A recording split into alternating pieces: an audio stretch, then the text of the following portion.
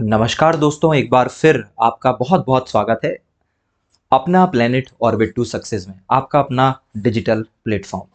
दोस्तों, ये हमारी क्लास जो है ये होने वाली है इंटरनेट की तीसरी क्लास। ये इंटरनेट का पार्ट 3 हम पढ़ने वाले हैं और इस क्लास में हम डिस्कस करेंगे वेब ब्राउज़र, इसके अलावा सर्च इंजन और उन एक्स्ट्रा फैक्ट्स के बारे में जो कि हमसे पूछे जा सकते हैं प्रीलिम्स में भी। और अगर आप मेंस की तैयारी कर रहे हैं तो ये मानकर चलिए कि मेंस में 2 मार्कर में भी ये चीज़ें आ सकती है। हालांकि मेंस का बैच बहुत जल्द आपके सामने पेश होने वाला है, बहुत ही इफेक्टिव प्राइस में और बहुत ही अच्छे कमिटमेंट के साथ। चलिए बिना बातचीत करे आज सीधे इस टॉपिक को ख़त्म करते हैं और फिर बात करते हैं। चलिए, तो अभी तक हम इंटरनेट की 2 क्लासेस लगा चुके हैं। पहली क्लास में जहां हमने इंटरनेट के बेसिक फंक्शन को समझा, दूसरी क्लास में हमने लगभग इंटरनेट की सारी महत्वपूर्ण चीज़ों को समझ लिया था। अब इस क्लास में दोस्तों हम इंटरनेट जिस साधन से उपयोग करते हैं उस साधन को हम कहते हैं वेब ब्राउज़र, और वेब ब्राउज़र के बारे में हम डिस्कशन हमारा शुरू कर रहे हैं। दोस्तों, वेब ब्राउज़र जो है वो एक प्रकार का सॉफ्टवेयर प्रोग्राम होता है और इसी सॉफ्टवेयर के द्वारा हम इंटरनेट पर वेबसाइट को देख पाते हैं, वेबसाइट को एक्सेस कर पाते हैं। ये जो वेब ब्राउज़र होता है ना, यह एक प्रोटोकॉल HTTP का इस्तेमाल करता है। HTTP मतलब क्या होता है? Hyper text transfer protocol. और मैंने आपको बताया था आजकल सिक्योरिटी को ध्यान में रखते हुए हम HTTP का एक एडवांस वर्जन इस्तेमाल करने लगे हैं जो कहलाता है HTTPS। तो ब्राउज़र या तो HTTP या तो HTTPS का इस्तेमाल करके हमें वेबसाइट तक पहुंचाने का काम करता है। ठीक है, तो वेब ब्राउज़र का काम होता है भाई इंटरनेट को ब्राउज करवाने में हमारी मदद करना। देखो, इंटरनेट पर तो बहुत सारी इंफॉर्मेशन है और ये सारी इंफॉर्मेशन किस पर है? वेबसाइट पर है। और वेबसाइट किससे बनती है? वेबसाइट बनती है वेब पेज पर। तो ये वेब पेजेस जो हैं, इन वेब पेजेस तक हमें पहुंचाने के लिए हम जिस सॉफ्टवेयर का इस्तेमाल करते हैं वो वेब ब्राउज़र कहलाता है। और आपने अभी तक जितने बार भी इंटरनेट चलाया होगा वेब ब्राउज़र का इस्तेमाल किया होगा। चलिए वही देखने वाले हैं। दोस्तों, पहला जो वेब ब्राउज़र है ना, आप वेब ब्राउज़र के बारे में देखते हैं। और पहला जो वेब ब्राउज़र है, ये जो आइकन आपको दिख रहा है, ये बड़ा ही पॉपुलर आइकन है। अगर आपने नोकिया सैमसंग के पुराने फ़ोन चलाए हैं भाई तो इसका इस्तेमाल किया होगा। ये जो आपको वेब ब्राउज़र दिख रहा है ना, इसका नाम है ओपेरा। हालांकि आपने अगर फ़ोन में चलाया होगा तो इसका मिनी वर्जन चलाया होगा, ओपेरा मिनी, बट इसका जो फुल वर्जन है वो ओपेरा कहलाता है। स्पीड के मामले में बहुत अच्छा है, सुरक्षा के मामले में बहुत अच्छा है और इसे बनाया भी ओपेरा सॉफ्टवेयर नाम की कंपनी ने है। बहुत अच्छा ब्राउज़र है ये। आज के समय में बहुत ज़्यादा पॉपुलर नहीं है क्योंकि आउटडेटेड हो गए हैं ये, बट फिर भी चलता है ना। तो पहला है ओपेरा। दूसरा दोस्तों, बहुत ज़्यादा उपयोगी, बहुत ज़्यादा पॉपुलर, पीसी की दुनिया का राजा है मोजिला फायरफॉक्स। मोजिला फायरफॉक्स भी प्राइवेसी और सिक्योरिटी के लिए जाना जाता है और इसे मोजिला फाउंडेशन के द्वारा बनाया गया था। ठीक है, ये दूसरा ब्राउज़र है। पहला ओपेरा, दूसरा क्या हो गया? मोजिला। तीसरा दोस्तों, वर्तमान समय का मोस्ट पावरफुल, पॉपुलर और अगर हम देखें सुविधा और सुरक्षा की दृष्टि से जबरदस्त, ये है आपका गूगल क्रोम। दोस्तों, गूगल क्रोम एक तो स्पीड के लिए, सिक्योरिटी के लिए, इंटीग्रेशन के लिए जाना जाता है और बताने वाली बात भी नहीं है, इसे गूगल ने बनाया है। और आज के समय में जितने भी एंड्रॉयड फ़ोन है वो क्रोम इस्तेमाल करते हैं। इनफैक्ट विंडो वाले भी आजकल अब क्रोम का इस्तेमाल करने लगे हैं, iOS वाले भी क्रोम का इस्तेमाल करने लगे। और ऐसा क्या है क्रोम में? देखिए दोस्तों, क्रोम से बेहतर ब्राउज़र मार्केट में उपलब्ध है, बट क्रोम आपको इंटीग्रेशन देता है। जितनी भी गूगल की सारी सर्विस है वो क्रोम में बहुत अच्छी चलती है। तो क्रोम एक बेहतरीन ब्राउज़र है। इसके अलावा अगला जो ब्राउज़र है दोस्तों वो है सफारी। इसका ये आइकन है, ये सफारी है और ये एप्पल का ब्राउज़र है ना।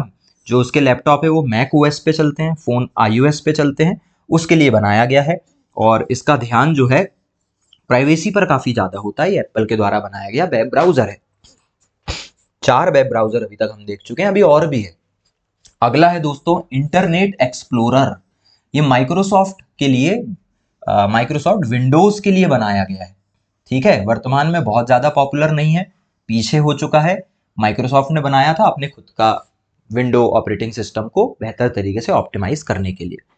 दोस्तों, इसके अलावा है माइक्रोसॉफ्ट एज। देखिए दोस्तों, पहले चलता था माइक्रोसॉफ्ट एक्सप्लोरर। पिछली क्लास में हमने देखा था 1995 में ये आया था और बहुत ज़्यादा पॉपुलर हुआ था, पर ये आउटडेटेड हो गया था। तो इसे अपडेट करके अब जो आ रहा है विंडो के अंदर, विंडो का अपना खुद का ब्राउज़र, उसका नाम है माइक्रोसॉफ्ट एज। दोस्तों आप ये भी कह सकते हो कि यही एक्सप्लोरर अब एज में कन्वर्ट हो गया है नए फीचर्स के साथ, ये इसका सक्सेसर है, इसका अपग्रेडेड वर्जन है, और माइक्रोसॉफ्ट ने ही इसको बनाया है, नाम में ही माइक्रोसॉफ्ट है। चलिए दोस्तों, इसके अलावा जहां तक अभी तक हमने जितने भी ब्राउजर देखे हैं ना, ये सबको पता होते हैं, सबको पता है।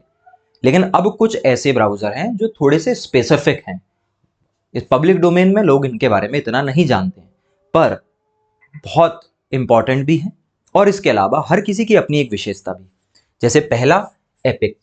एपिक नाम का एक ब्राउजर है दोस्तों, आपको आसानी से प्ले स्टोर में, विंडो स्टोर में मिल जाएगा, और ये अपनी प्राइवेसी के लिए जाना जाता है, और इसको एपिक प्राइवेसी ब्राउजर के द्वारा बनाया गया, इसका नाम ही है एपिक प्राइवेसी ब्राउजर, बहुत पॉपुलर हो रहा है इन दिनों। इसके अलावा अगला है ब्रेव। दोस्तों ब्रेव भी प्राइवेसी और एड फ्री एक्सपीरियंस के लिए जाना जाता है, इसमें ऐड नहीं आते, इसको वेब सॉफ्टवेयर के द्वारा बनाया गया है। तो एक हमने एपिक देखा जिसको एपिक ने बनाया है, ब्रेव को ब्रेव ने बनाया। अगला है दोस्तों लिनक्स। लिनक्स भी एक ऑपरेटिंग सिस्टम है, तो इसको लिनक्स के लिए बनाया गया है, और इसको लिनक्स ने नहीं बनाया, बहुत अलग अलग डेवलपर ने इसको बनाया। अगला है दोस्तों सी मंकी। नाम सुनने में अजीब लग रहा होगा, पर सी जो मंकी है, ये मोजिला के तरह ही बनाया गया है, मोजिला फाउंडेशन ने बनाया है अपना नया ब्राउजर जो क्या कहलाता है, सी मंकी। ये मोजिला फायरफॉक्स का भाई है सी मंकी। अगला है दोस्तों टॉर, और मैं आपको मैं पढ़ा रहा था डार्क वेब, तब मैंने आपको बताया था कि द अनियन राउटर करके एक ब्राउजर होता है, और ये जो द अनियन राउटर है, इसके द्वारा ही हम डार्क वेब का इस्तेमाल करते हैं, और उसी को हम क्या बोलते हैं, टॉर। देखो इसके सिंबल में आपको एक अनियन, प्याज भी देखने को मिल रही होगी। ये एनॉमस और प्राइवेसी वाले, गोपनीय वाले इंटरनेट को चलाने का काम करता है, डार्क वेब को चलाता है, उसको टॉर ने बनाया। अगला है दोस्तों यूसी ब्राउजर। ये आपको चाइनीज मोबाइल कंपनियों में ज्यादा प्रमोट होता हुआ दिखेगा, और यूसी वेब करके कंपनी ने बनाया था, इन दोनों भारत में बैन हो गया है। ये कौन कौन बैन हो गया है, यूसी ब्राउजर। अब देखते हैं, हो सकता है कल को बैन से हट जाए, फिलहाल तो बैन है भाई। तो ये 8 ब्राउजर अभी हमने देखे, जल्दी से इसे रिवाइज करो आप, फिर हम आगे के ब्राउजर पर देखते हैं। जल्दी से देखो भाई।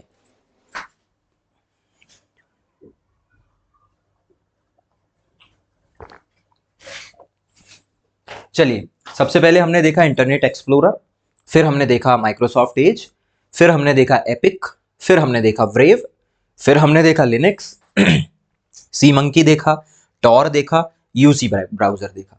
ये सब आप एक बार और देखोगे, कहां पर, पीडीएफ पर। और मैं बार बार आपको कह रहा हूं, पीडीएफ 2 जगह पर मिल सकती है, जहां आप कोर्स देख रहे हो वहां पर भी मिल जाएगी आपको, या तो फिर एप्लीकेशन में जाइए, फ्री पीडीएफ में जाइए, फ्री पीडीएफ में आपको ये नोट्स मिल जाएगी, और उसे आप प्रिंट भी निकलवा सकते हो। चलें आगे चलते हैं दोस्तों। अगला जो ब्राउजर है उसका नाम है पफिन। क्या नाम है, पफिन। ये सब मौजूद है ना प्ले स्टोर में, विंडो स्टोर में, ऐप स्टोर में मौजूद है, हम यूज नहीं करते वो बात अलग है, पर पफिन भी एक ब्राउजर है, और इसे चेनेक्स नाम की कंपनी ने बनाया है। किसने बनाया है, चेनेक्स। थोड़ा इसको बड़ा कर दे भाई, ताकि आपको देखने में कोई प्रॉब्लम ना हो, है ना, फिर बात करते हैं। चलिए, तो पहला जो ब्राउजर है आपका वो क्या है, पहला ब्राउजर है भाई आपका पफिन, है ना। एक सेकेंड,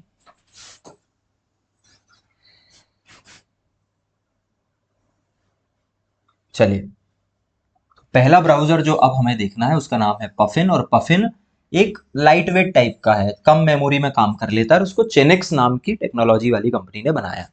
अगला है दोस्तों सीएम ब्राउजर। इसका कोई लोगो ऐसा नहीं है, उसमें सीएम ही लिखा रहता है, सीएम ब्राउजर। ये भी बढ़िया एक ब्राउजर है। अगला है सैमसंग इंटरनेट। ये आपको सैमसंग के फोन में देखने को मिल जाएगा, ये भी सैमसंग का अपना एक ब्राउजर है। तो पफिन नाम का एक ब्राउजर है, सीएम नाम का एक ब्राउजर है, सैमसंग इंटरनेट है, कीवी कीवी करके भी है ना। इसके अलावा ये है घोस्ट्रे। ये घोस्ट्रे जो है दोस्तों, ये भी एक प्राइवेसी बेस्ड आपका क्या है, ब्राउजर है, घोस्ट्रे। इसके अलावा मैक्सथॉन है। इसके अलावा डॉल्फिन है। डॉल्फिन के अलावा इकॉक्सिया ब्रो है, इकॉक्सिया ब्रो। तो एक इकॉक्सिया ब्रो है ना। इसको इकॉक्सिया के द्वारा बनाया गया है। ये अपना सर्च इंजन भी देता है और साथ में अपना ब्राउजर भी देता है, जैसे गूगल एक सर्च इंजन भी देता है और ब्राउजर भी देता है, ऐसे इकॉक्सिया भी है। मैक्सथॉन है, डॉल्फिन है, घोस्ट्रे है, पफिन है, कीवी है, सीएम है, सैमसंग है, केवल नाम याद करना है। क्योंकि आपसे ये पूछा जा सकता है कि निम्न में से कौन सा ब्राउजर नहीं है, या फिर ये पूछा जा सकता है कि कौन सा निम्न में से एक ब्राउजर है। बस तो आपको एक मोटे तौर पर यहाँ पर जानकारी होनी चाहिए। आगे चलते हैं दोस्तों। अभी तक हम ब्राउजर पर चर्चा कर रहे थे। अब ब्राउजर के अंदर क्या होता है? ब्राउजर के अंदर होता है सर्च इंजन। जैसे गूगल क्रोम खोलोगे आप तो गूगल मिलेगा आपको, माइक्रोसॉफ्ट ने आप एज खोलोगे तो बिंग मिलेगा आपको। ये सब सर्च इंजन है। सर्च इंजन का काम क्या है? सर्च इंजन का काम है जो भी डेटाबेस है उसकी महत्वपूर्ण जानकारी हम तक पहुंचाना। दोस्तों, सर्च इंजन इंटरनेट पर इंफॉर्मेशन को सर्च करने के काम आता है, और ये सर्च इंजन अलग अलग प्रकृति के हो सकते हैं। जैसे पहला कहलाता है क्या कहलाता है? क्रॉलर कहलाता है ना। देख रहे हो मेरी जीभ कैसी हो रही है, क्योंकि आज है भाई संडे और आज अपनी जीभ जो है वो कॉफी मांग रही है। कॉफी लेके बैठे हैं। वैसे अभी तक ऑफलाइन क्लास में अगर आप पढ़ रहे हो ना मुझसे, और ऑफलाइन क्लास वाले स्टूडेंट हो, तो आपको पता होगा, खासतौर पे मेंस वाले लोग, उन्हें पता होगा 6 बजे के बाद मैं कॉफ़ी पर कितनी बातचीत करता हूँ। तो संडे के दिन क्लास ले रहे हैं, साथ में कॉफ़ी एंजॉय कर रहे हैं और मोर्चे पर लगे हुए हैं, बिकॉज लाइफ इज एंजॉय। तो भाई, क्रॉलर नाम का जो तरीका है सर्च इंजन का, ये क्या करते हैं, आपने एक शब्द सुना होगा, स्क्रॉल। स्क्रॉलिंग का मतलब क्या होता है? स्क्रॉलिंग का मतलब होता है इंफॉर्मेशन को गो थ्रू करना। तो ये जो क्रॉलर होते हैं ना, ये इंटरनेट पर मौजूद सारी जानकारी को स्क्रॉल करवाने में मदद करते हैं। जैसे गूगल में आप स्क्रॉल कर सकते हो, बिंग में कर सकते हो, डक डक गो में कर सकते हो। तो ये अरे भाई, क्रॉलर बेस्ड सर्च इंजन है। अगले हैं डायरेक्टरी। डायरेक्टरी मतलब होता है, जैसे फोन डायरेक्टरी होती है ना, वैसे ये डेटाबेस को इकट्ठा करते हैं। ये विभिन्न प्रकार के डेटाबेस को इकट्ठा करके रख लेते हैं। तो आपको कोई इंफॉर्मेशन ढूंढनी है तो आप यहाँ जाकर ढूंढ सकते हो। तीसरा होता है दोस्तों हाइब्रिड। इन दोनों को जोड़ दिया जाए, किसको? डायरेक्टरी को जोड़ दिया जाए और क्रॉलर को जोड़ दिया जाए तो बन जाता है हाइब्रिड। जैसे आज के समय में गूगल क्या है? एक हाइब्रिड सर्च इंजन है। इसमें आप पहले से मौजूद किसी डेटाबेस को, जैसे किसी का नंबर, किसी का एड्रेस, किसी की फोटो ढूंढ सकते हो, और साथ में बहुत सारी चीजों को स्क्रॉल भी कर सकते हो। अगला है दोस्तों मेटा। ये कोई कंपनी नहीं है, ये मेटा ऐसा सर्च इंजन है जो सभी सर्च इंजन के रिजल्ट्स को मिलाकर हमें रिजल्ट देता है। जैसे डॉग पाइल नाम का search engine Meta search engine के टाइप का एक एग्जाम्पल है। और अगले होते हैं दोस्तों स्पेशलिटी, मतलब किसी विशेष पर्पस के लिए बनाया गया। जैसे जस्ट डायल, इसमें आप दुकानदारों की दुकान और उनका नंबर ढूंढ सकते हो, है ना। गूगल स्कॉलर, गूगल स्कॉलर में आप क्या कर सकते हो? विभिन्न प्रकार की जो रिसर्च पेपर है उसे ढूंढ सकते हो। ये आपके क्या कहलाएंगे? स्पेशलिटी बेस्ड सर्च इंजन कहलाएंगे। तो हमने बात ये की है कि सर्च इंजन इंफॉर्मेशन को ढूंढने का काम करते हैं, और उनके नेचर के आधार पर ये कई प्रकार के हो सकते हैं। जो स्क्रॉल करते हैं वो क्रॉलर कहलाते हैं, जिस पर डेटा रखा रहता है वो डायरेक्टरी कहलाते हैं। जब क्रॉलर और डायरेक्टरी को जोड़ दिया जाए तो वो हाइब्रिड बन जाते हैं। और फिर उसके बाद जो सब सर्च इंजन के डेटा को मिलाकर हमें इंफॉर्मेशन देते हैं वो डॉग पाइल कहलाते हैं। मतलब इनके पास अपना खुद का कोई डेटा नहीं होता, ये बाकी सबके डेटा को मिलाकर हमें डेटा देने का काम करते हैं। और जो स्पेशलिटी होती है, स्पेशलिटी बेस्ड जो सर्च इंजन होते हैं वो किसी एक विशेष पर्पस के लिए, है ना। जैसे जस्ट डायल हो गया, या फिर आपका ट्रू कॉलर हो गया, वो भी तो सर्च इंजन है, बट स्पेशलिटी वाले सर्च इंजन है ना। अब जैसे हमने बहुत सारे ब्राउजर देखे थे, बिल्कुल वैसे ही अब हम क्या देखने वाले हैं? बहुत सारे सर्च इंजन देखने वाले हैं। और ऑलमोस्ट आपको पता है, बस हमें तैयार होना है क्वेश्चन के लिए, क्योंकि हमसे पूछा जा सकता है कि कौन सा सर्च इंजन है या कौन सा सर्च इंजन नहीं है।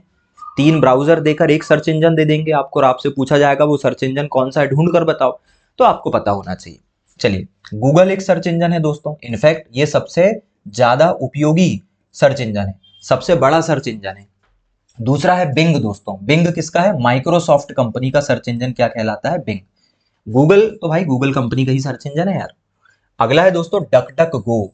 डक डक गो भी एक प्राइवेसी वाला सर्च इंजन है दोस्तों। ये इसलिए पॉपुलर हुआ था, इसका सिंबल भी देख लो आप। ये इसलिए फेमस हुआ था क्योंकि यह कोई भी हिस्ट्री और कोई भी डेटा जो है वो यूजर्स का इकट्ठा करके नहीं रखता है, इसलिए। इसके अलावा दोस्तों याहू भी है एक। इसके अलावा एक है दोस्तों येंडेक्स, है ना। उसका लोगो शायद हट गया है। एक येंडेक्स करके भी सर्च इंजन है, ये रसिया में बहुत ज्यादा फेमस है, और जहां पर गूगल बैन होता है ना, वहां पर इस येंडेक्स का इस्तेमाल किया जाता है। इसके अलावा अगला है बाइडू, यहाँ पर भी आना चाहिए। बाइडू, बाइडू चाइना का है दोस्तों। चाइना ने गूगल की जगह अपना खुद का सर्च इंजन बनाया है जो बाइडू कहलाता है, और ये कईयों बार पूछा जा चुका है ना। एक बार और देख लो, गूगल है, बिंग है, डक डक गो है, ये सब सर्च इंजन है। इसके अलावा याहू है। ऐसे रूस ने गूगल के लिए क्या, गूगल के कॉम्पिटिटर के तौर पे क्या बना लिया, येंडेक्स। चाइना ने क्या बना लिया है, बाइडू।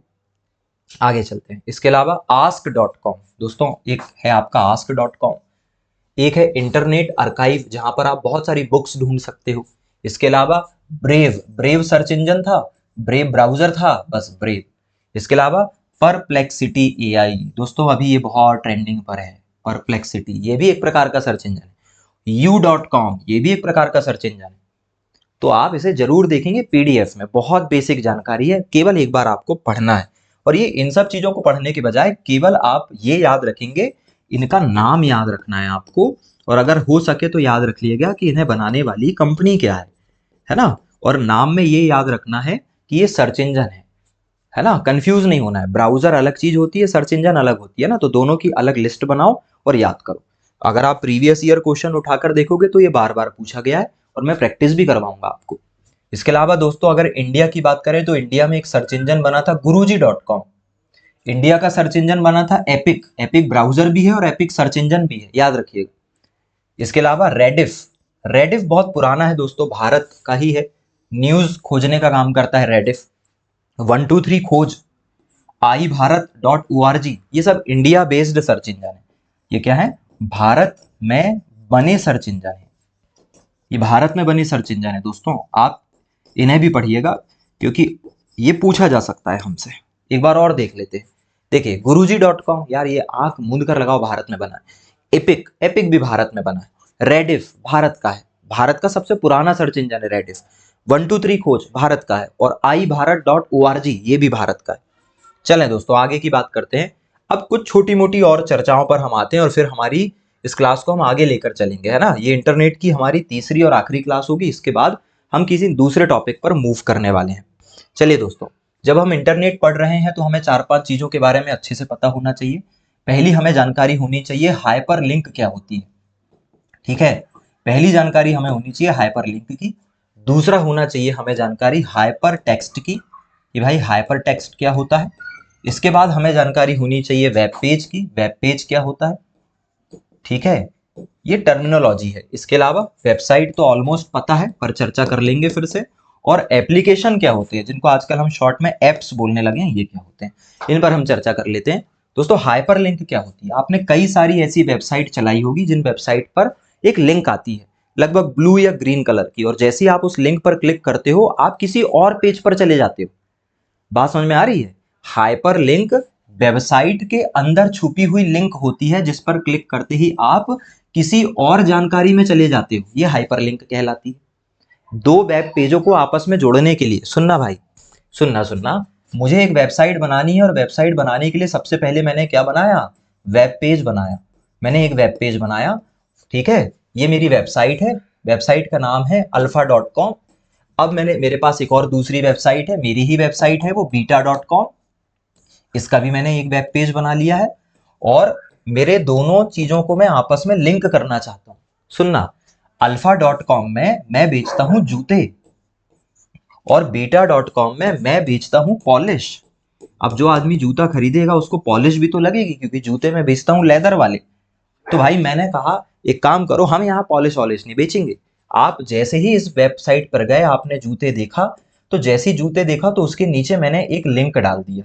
मैंने क्या डाल दिया, एक लिंक डाल दिया, ये डाल दिया दोस्तों लिंक, ब्लू कलर की, ठीक है। और लिखा क्लिक हेयर, क्या लिख दिया, click here, click here for free polish. मैंने कहा भैया अगर आपको जूते की फ्री पॉलिश चाहिए ना, तो यहाँ एक बार बस क्लिक कर दो आप। और जैसे ही आपने क्लिक किया, आपका ये वेब पेज जो है वो अपने आप कहाँ चला गया, इस वेब पेज में कनेक्ट हो गया। तो मैं अगर कहूँ कि दो वेब पेजों को आपस में जोड़ने के लिए हम एक लिंक का इस्तेमाल करते हैं, और ये लिंक क्या कहलाती है, ये लिंक कहलाती है हाइपर लिंक, ठीक है। क्योंकि वेब पेज जो होते हैं वो हाइपर टेक्स्ट में लिखे जाते हैं, और बनी हुई लिंक क्या कहलाती है, हाइपर लिंक कहलाती है। दोस्तों हाइपर टेक्स्ट क्या होता है, वेबसाइट में जो शब्द लिखे जाते हैं वो हाइपर टेक्स्ट कहलाते हैं। हाइपर टेक्स्ट से जो डॉक्यूमेंट बनता है वो वेब पेज कहलाता है, और बहुत सारे वेब पेज से जो बनता है वो वेबसाइट कहलाता है। और जब हम किसी वेबसाइट को इंटरेक्टिव सॉफ्टवेयर में कन्वर्ट कर देते हैं, बहुत ही यूजफुल तरीके से हम उसका उपयोग करना है, उसमें जेस्चर आइकन ये जोड़ देते हैं, तो वो एप्लीकेशन कहलाने लगता है। ठीक है, तो ये सारी की सारी बातें थी यहाँ पर। चलिए दोस्तों, आगे की अब हम बात करते हैं। इंटरनेट पर जुड़ी हुई एक महत्वपूर्ण बात और कर लेते हैं दोस्तों, ईमेल। इसके बिना इंटरनेट पूरा नहीं हो सकता आपका, क्योंकि शुरुआती समय में सूचनाओं का आदान प्रदान मेल से ही होता था। आज भी ऑफिशियल जितने भी काम है वो सब मेल से ही चलते हैं। तो दोस्तों, मेल के जो इन्वेंटर हैं वो है रे टॉमलिंसन। कौन है? रे टॉमलिंसन है दोस्तों। अमेरिका में 1971 में इन्होंने सबसे पहले मेल को खोजा था। हालांकि बड़ा विवादित है कि मेल को किसने बनाया, लेकिन इन्हीं को माना गया यार। अब पूरी दुनिया इन्हीं को मानती है, क्योंकि मेल में आप जो @ सिंबल लगाते हो, ये @ लगाते हो, आपकी मेल आईडी में @ होगा ना, इस @ को बनाया था किसने? रे टॉमलिंसन ने। और अमेरिका भी मानता है कि भाई ईमेल के आविष्कारक कौन है? रे टॉमलिंसन। लेकिन हमारी कहानी अलग है, जिसपे अभी आपको समझ में आएगी। भाई, इंडिया के एक आदमी है शिवा अय्यादुरई। और दोस्तों, शिवा अय्यादुरई जो है, ये इंटरनेट पे मेल के आविष्कारक माने जाते हैं। माना जाता है कि मेल को इन्वेंट इन्होंने किया था, और आगे चलकर ये सारी की सारी थ्योरी जो है वो रे टॉमलिंसन के पास गई। तो अमेरिका रे टॉमलिंसन को मानता है, और भाई इंडिया के पर्सपेक्टिव से देखें तो शिवा अय्यादुरई मेल के क्या है? निर्माता है। आप दोनों लेकर चले, रे टॉमलिंसन और शिवा अय्यादुरई दोनों ने ही मेल को क्या किया है? बनाया है ना। और दोस्तों, मेल एसएमटीपी प्रोटोकॉल पर, एसएमटीपी मतलब सिंपल मेल ट्रांसफर प्रोटोकॉल पर काम करता है। किस पर काम करता है? सिंपल मेल ट्रांसफर प्रोटोकॉल पर काम करता है। ये इसका क्या है? प्रोटोकॉल है दोस्तों, है ना। तो ये प्रोटोकॉल क्या है? Simple mail transfer protocol. चलें आगे, आगे की बात करते हैं दोस्तों। मेल से जुड़ी हुई और भी कुछ चीजें देख लीजिए, क्योंकि मेल बहुत ही ज्यादा इंपॉर्टेंट है आपके परीक्षा के पॉइंट ऑफ व्यू से। चलिए, मेल में बहुत सारी चीजें ऑलरेडी जुड़ी हुई होती है भाई। जब आप किसी को नया मेल भेजते हो, तो जैसे आप मैसेज भेजना चाहते हो तो मैसेज लिखते हो। तो जब आप मेल लिखते हो तो मेल लिखना क्या कहलाता है? कंपोज कहलाता है। ये कईयों बार पूछा गया, लोगों को नहीं पता होता मेल अगर नहीं लिखा है तो मेल लिखना क्या कहलाता है? कंपोज। मेल, आपको जो भी मेल आएंगे वो कहां पर इकट्ठे होंगे? इनबॉक्स पर इकट्ठे होंगे, है ना। जब आप किसी को मेल भेजना चाहते हो लेकिन आप वो मेल पूरा नहीं कर पाए, तो टेम्परेरी तौर पर मेल को आप स्टोर करके रख लेते हो, और वो जगह कहलाती है ड्राफ्ट। जब आप किसी को मेल भेज देते हो तो मेल आउटबॉक्स में चला जाता है। ठीक है। और जो मेल आप भेज देते हो, मतलब अगर आपने किसी को मेल भेज दिया और आप उसे स्टोर करना चाहते हो तो आउटबॉक्स में स्टोर कर लो। नहीं तो आप किसी को जब मैसेज भेजोगे, मेल भेजोगे, तो वो अपने आप सेंट में चला जाएगा। ध्यान से सुनना, मैसेज लिखना कंपोज कहलाता है। आपको जो मैसेज आएंगे वो जहां रखे रहेंगे वो इनबॉक्स कहलाएगा। मैसेज अगर अधूरा है आपका और आपने उसको बाद में बनाने के लिए रख दिया तो वो ड्राफ्ट में सेव हो जाएगा। अगर आपने किसी को मैसेज भेजा और उसको आप स्टोर कर कर रखने चाहते हो तो वो आउटबॉक्स में रहेगा। और अगर आप किसी को मेल भेज रहे हो और आपने उसको कहीं स्टोर नहीं किया तो वो सेंट में चला जाएगा। ठीक है दोस्तों, कुछ मेल सर्विस भी है, जैसे जीमेल एक सर्विस है, याहू एक मेल सर्विस है, हॉटमेल है, आउटलुक है, रेडिफ है, SIF है। ये सब चीजें जो है ये सब मेल सर्विस है। आप इनमें आईडी बनाकर मेल का इस्तेमाल कर सकते हैं। ठीक है। चलिए दोस्तों, अब एक दो चीजों की बात करते हैं। प्रॉक्सी सर्वर क्या होता है दोस्तों? दोस्तों, जब हम हमारी पहचान छुपाकर VPN चलाकर अपना IP एड्रेस बदल लेते हैं तो जो सर्वर हम बनाते हैं उसे प्रॉक्सी सर्वर कहते हैं। दूसरा शब्द है नेट न्यूट्रलिटी। क्या है? देखिए दोस्तों, नेट न्यूट्रलिटी बिल्कुल एक समानता के अधिकार की तरह आया हुआ इंटरनेट का अधिकार है। पहले क्या होता था, अलग अलग जो इंटरनेट सर्विस प्रोवाइडर है वो कंपनियों से साठगांठ कर लेते थे। जैसे मान लो जियो वाले ने फेसबुक से साठगांठ कर लिया और कहा कि हम हमारे फोन में फेसबुक को जल्दी स्पीड से खोलेंगे और आपके जो कॉम्पिटिटर हैं, बाकी जो एप्लीकेशन है, उनको हम आराम से स्पीड देंगे। इससे क्या होगा? इससे दोस्तों फेसबुक की स्पीड अच्छी मिलेगी और बाकियों को अच्छी स्पीड नहीं मिलेगी, और इससे उनका मार्केट प्रभावित होगा। तो वहां पर एक रूपता बनी रहे, एक जैसा व्यवहार सबके साथ होता रहे, इसलिए हम एक कानून लेकर आए जो कहलाता है नेट न्यूट्रलिटी। मतलब ये कहता है कि कोई भी सर्विस प्रोवाइडर किसी प्रकार का कोई भेदभाव नहीं करेगा, वो सभी को बराबर सुविधाएं देगा। ठीक है। चलिए कुछ और चीजें देख लीजिए। बुकमार्क क्या होते हैं? भाई, जब भी आप एक ब्राउजर चलाते हो ना, जैसे आप गूगल क्रोम चला रहे हो, तो गूगल क्रोम चलाते चलाते भाई आपको समझ में आया कि जो वेबसाइट आप चला रहे हो ना, ये वेबसाइट आपसे कहीं खो ना जाए। अब मैं इसका एग्जाम्पल बताता हूँ दोस्तों। ये मैं बुक पढ़ रहा हूँ, ये मैं किताबें पढ़ रहा हूँ, और मान लीजिए मैंने ये किताब इतनी पढ़ ली और अब इस किताब को मैं बंद करके रखना चाहता हूँ और मैं उसे अब 3 दिन बाद पढ़ूंगा। ठीक है, तो 3 दिन तक तो मुझे नहीं याद रहेगा कि मैंने किस पेज तक पढ़ा था, तो मैं इसमें कुछ ऐसा रख दूंगा और इसे बंद कर दूंगा। तो ये जो मैंने रखा है इसमें स्टाइलस, ये इसके लिए क्या हो गया, बुकमार्क, कि मैं अगली बार जब बुक खोलूं तो मेरी बुक यहीं से खुले। बिल्कुल ऐसे ही दोस्तों, जब हम वेबसाइट चलाते हैं तो वेबसाइट में हम किसी भी एक जगह पर ले जाकर उसे सेव कर सकते हैं, ताकि अगली बार हमें फिर से उतने ही पेज ना खोलना पड़े, उतना ही जतन ना करना पड़े, एक क्लिक में सीधे ऐप खुल जाए। तो हम उस बुक को सेव कर देते हैं और उस पर एक स्टार लगा देते हैं, और ये कहलाता है बुकमार्क। ब्लॉग क्या होता है दोस्तों, ऑनलाइन अपने अनुभव साझा करना, ऑनलाइन लिखना क्या कहलाता है, ब्लॉग कहलाता है। याद रखना, वीलॉग अलग चीज है, ऑनलाइन वीडियो बनाना वीलॉग कहलाता है जो इन दिनों ट्रेंडिंग में है, और ये जो ब्लॉगिंग है इसका मतलब है आप लिख रहे हैं। कुकीज का मतलब क्या होता है दोस्तों, जब भी आप किसी भी वेबसाइट को चलाते हो ना, तो उस वेबसाइट की कुछ इंफॉर्मेशन आपका ब्राउजर सेव कर लेता है, ताकि अगली बार आप जल्दी से उस वेबसाइट को एक्सेस कर सके। उसकी छोटी मोटी इंफॉर्मेशन स्टोर कर ली जाती है जो कुकीज कहलाती है। चलें भाई, पॉपअप, जब भी आप कोई वेबसाइट या ब्राउजर चलाते हो तो अचानक से एक नोटिफिकेशन स्क्रीन पर आ जाता है। इस तरीके का एक नोटिफिकेशन स्क्रीन पर आ जाता है जहां पर ऐसा क्रॉस लगा रहता है ना। जैसे आप इस क्रॉस को दबाते हो पॉपअप हट जाता है। तो एक प्रकार का एडवर्टाइजमेंट होता है ब्राउजर में दिखने वाला, जो पॉपअप कहलाता है। गेटवे क्या होता है दोस्तों, गेटवे वो तरीका है जिसके द्वारा आप इंटरनेट तक पहुंचोगे, है ना। तो इंटरनेट से कनेक्ट करने वाला जो इलेक्ट्रॉनिक मार्ग है वो गेटवे कहलाता है। होम पेज, किसी भी वेबसाइट का जो मेन पृष्ठ है वो उसका होम पेज कहलाता है। ये छोटी मोटी चीजें हैं, मेरे ख्याल से आप एक बार पढ़ेंगे तो आपको समझ में आ जाएगा। इमोटिकॉन क्या होता है दोस्तों, इमोटिकॉन जो होते हैं ना, वो इमोजी से पहले की चीज है। आज के समय में हम इमोजी का इस्तेमाल करते हैं।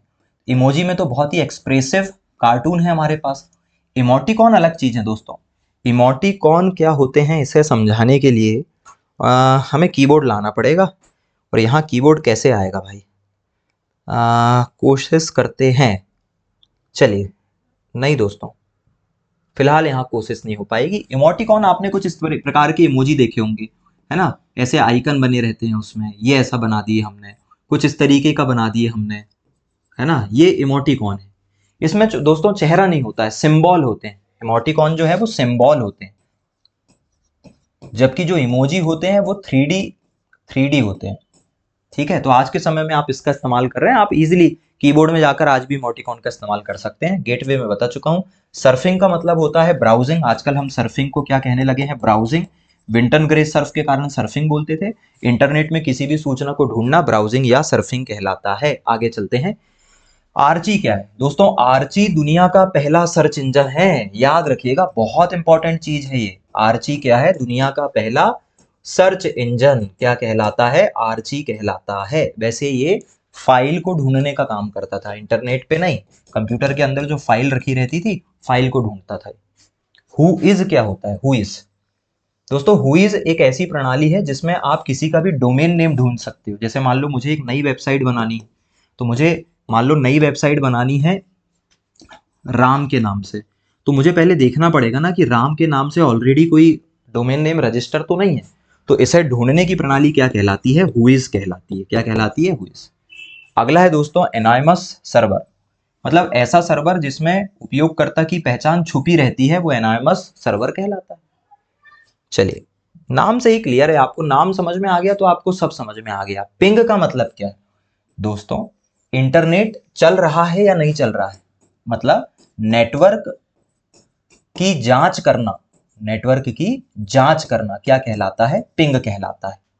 क्रॉस प्लेटफॉर्म दोस्तों, क्रॉस प्लेटफॉर्म का मतलब है कि जब कोई एप्लीकेशन दो प्लेटफॉर्म पर चल जाएगा। जैसे मान लो कोई एप्लीकेशन है जो एंड्रॉयड ऑपरेटिंग सिस्टम पर भी चलता है और विंडो ऑपरेटिंग सिस्टम पर भी चलता है, तो फिर हम उसको कहते हैं कि ये किस प्रकार का एप्लीकेशन है, क्रॉस प्लेटफॉर्म एप्लीकेशन है। जैसे व्हाट्सएप एक क्रॉस प्लेटफॉर्म एप्लीकेशन है, कई सारे एप्लीकेशन है। चले, इंटरनेट रिले चैट दोस्तों, आज के समय में आप जो चैट करते हो ना व्हाट्सएप में, जिसमें आप लगातार एक दूसरे से बिना डिस्कनेक्ट हुए चैट कर सकते हो, ये क्या कहलाती है, रिले चैट कहलाती है। चलिए दोस्तों, तो ये हमारी आज की क्लास थी और इंटरनेट का टॉपिक होता है खत्म। और फिर हम कल मिलेंगे, नेक्स्ट क्लास में मिलेंगे नए टॉपिक के साथ। पढ़ते रहिए, एंजॉय कीजिए, मोटिवेटेड रहिए और रिवीजन करते रहिए। बहुत जल्द एमसीक्यू सीरीज आएगी, बहुत जल्दी एमपीपीएससी का मेंस और प्री का एक कंबाइंड बैच आएगा बहुत अफोर्डेबल प्राइस में, ठीक है। और इसके साथ साथ ये जो नंबर है हमारा, अगर आपको कोई डाउट है, अगर आपको कोई सजेशन चाहिए, अगर आप स्ट्रेटेजी नहीं बना पा रहे हैं, आप कंफ्यूज हैं, तो फिर आप उस नंबर पर व्हाट्सएप मैसेज कर सकते हैं। देखिए, कॉल करोगे तो ज़रूरी नहीं है मैं उठा लूँ, हो सकता है क्लास में हूँ। मैसेज करोगे तो मैं ज़रूर रिप्लाई कर दूंगा भाई, आपके लिए ही उपलब्ध है, हमेशा उपलब्ध है बस, ठीक है। तो हमेशा आप कांटेक्ट कर सकते हैं, दूरी महसूस मत कीजिए, हमारे बीच में केवल एक क्लिक की दूरी है। हम मिलते हैं अगली क्लास में, और तब तक के लिए नमस्कार।